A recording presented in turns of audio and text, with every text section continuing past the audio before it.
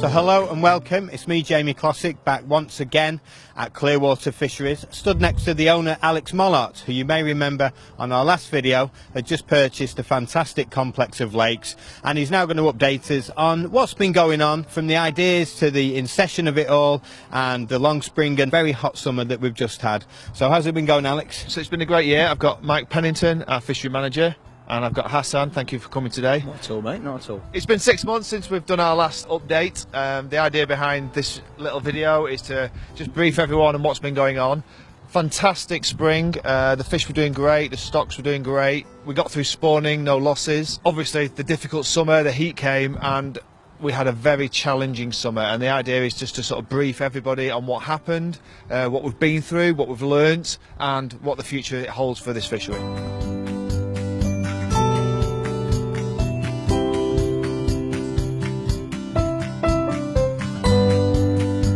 You teased us that you'd had a bit of a traumatic summer. I'm sure everybody is now really curious what's gone on. I know you're extremely proactive in everything that you've done. You know, you're not frightened to put your money where your mouth is, and tell us what's been going on. Yeah, so look, we had a great start to the year. We were delighted with the sort of fish growth weights. We got through spawning, there was no dramas. We'd had a big stocking the year before. Well, then unfortunately, 2 weeks into the heat of the summer, we started to lose a lot of fish on 1-2 days. And we're very concerned, so we called the Environment Agency in and the Fish Inspectorate. They came within 24 hours, unbelievable support from them.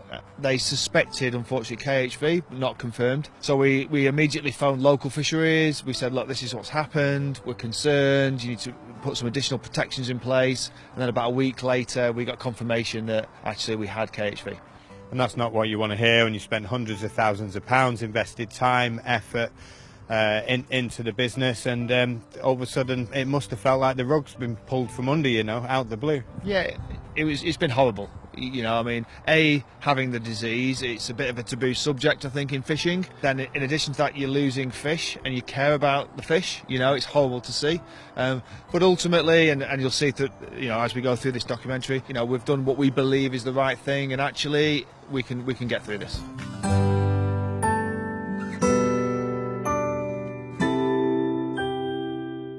So for those of you that don't know anything about KHV, I'm going to ask all the lads here a few questions and try and get to the bottom of exactly what goes on, what the risk is for other fisheries, for this fishery. And I've got Mikey Pennington here, who's the fishery manager, and he's going to answer all these questions, hopefully. So first of all, how do you think you've got KHV on site? Well, what we've been advised is because it was mainly new stock that we've lost from the fishery, that they've just contracted the disease. A lot of the original fish have been totally fine. We've not lost any originals. So what we've been advised is it's been from future stockings, and it's been on site for numbers of years. It's probably highly likely to the big numbers of kois that we have been on site, which we've obviously been trying to remove since we first got here. But it's very likely that they've actually brought the disease onto site. Yes, because that's quite key, really, that you haven't actually lost any of the originals. All the big fish are still in here, and I believe all the fish that you originally stocked and then kept in the back lake for over a year, just feeding them, growing them on, they've all been fine too. It's the later stocking. So do you think they've just hardened to it? Yeah, well, that's right, basically. So what we've obviously been informed is that it's a bit like a chickenpox disease. So once the fish have had it, it's very unlikely that they will get it again. So obviously the new stock that we put in have all now contracted disease off the originals. It looks like the originals have had it in the past and they've become immune to it, because we've lost no original fish at all. It's just been the new stock that we've put in.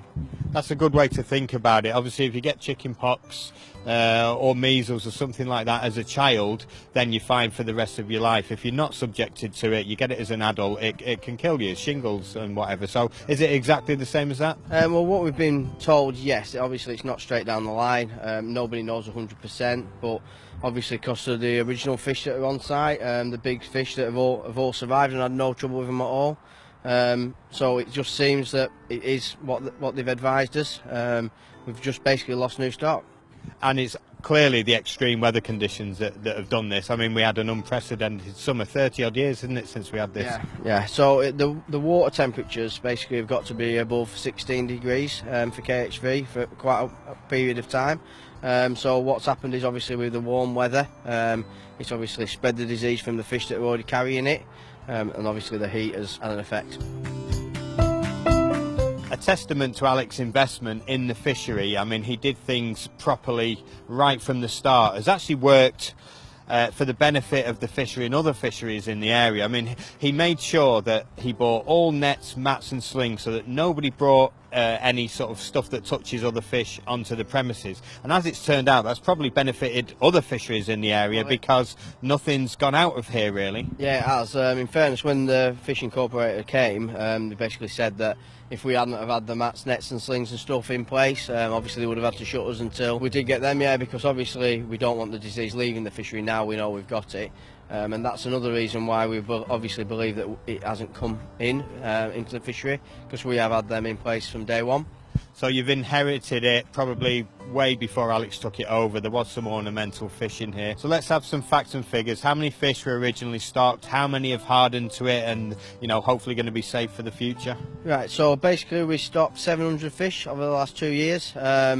We now have 560 remaining. Hopefully now them fish should be fine, because they've all obviously been with the disease, so they should have a little bit of disease and be carriers of that disease.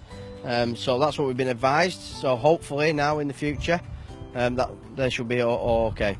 And again, because everything was done properly, we're not making these figures up. I know there was a folder made of every single fish when they were stocked, so you've ID'd them all, and it's, you know, nobody likes Chinese whispers and rumours and stuff, so it's nice to have the actual facts and figures. You're 100% certain because of the records that have been kept from the off. We microchipped all the fish, so every fish that was brought on site was microchipped individually. Yeah. So obviously, as we've been finding the dead fish, we've actually scanned them all to find out which ones we've lost, because we want an accurate, obviously, of what we've got. We don't want to make numbers up. We want to know what we've got for our future records. So they've all been taken out. So we do know that we have 560 fish. Well, it's actually 559 fish left.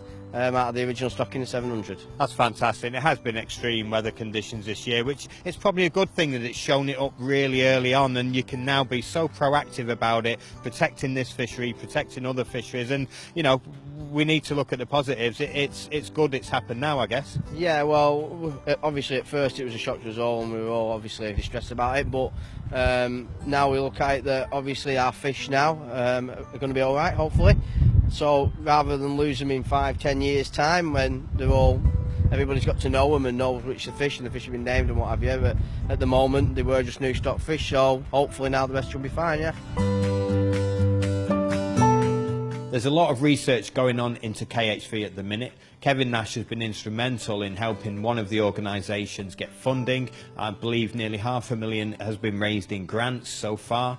There is an antivirus available from Israel, which is currently illegal in the UK. So it's not the end of the story for fishing companies, for fisheries such as Clearwater. There is stuff that can be done, and by raising awareness and raising money, we can look into this and hopefully combat this terrible disease.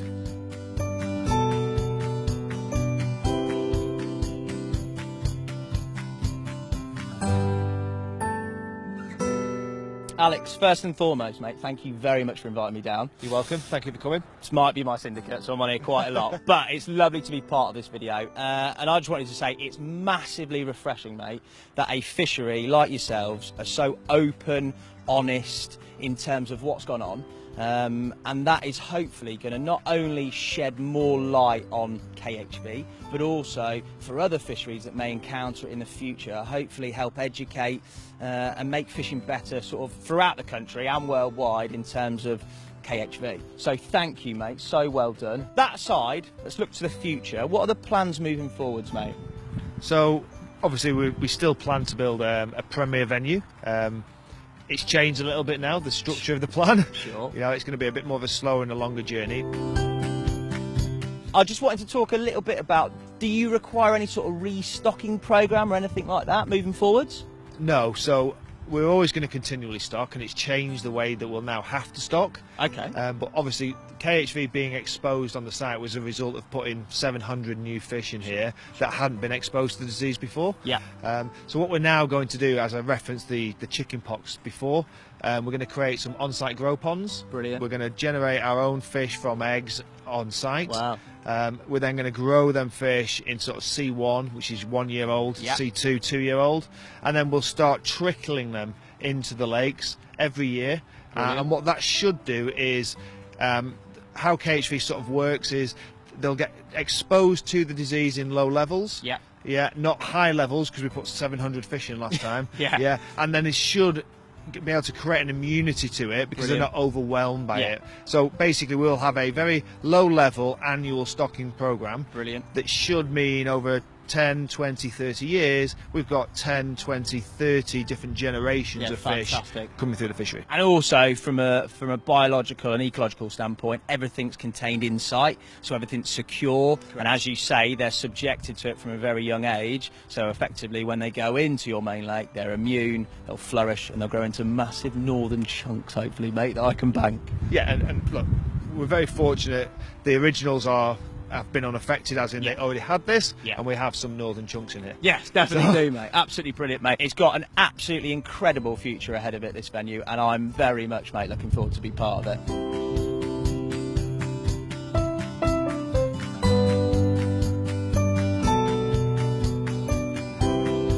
Thanks all, hope you've enjoyed the update. It's been a really challenging time for the fishery in the last few months, and the staff that are on site. Hopefully we've lifted the lid a little bit on KHV. You can understand what we've been through, how we've managed it. We're still super excited about the future of the fishery, and we really look forward to giving you an update in the next 6 months' time.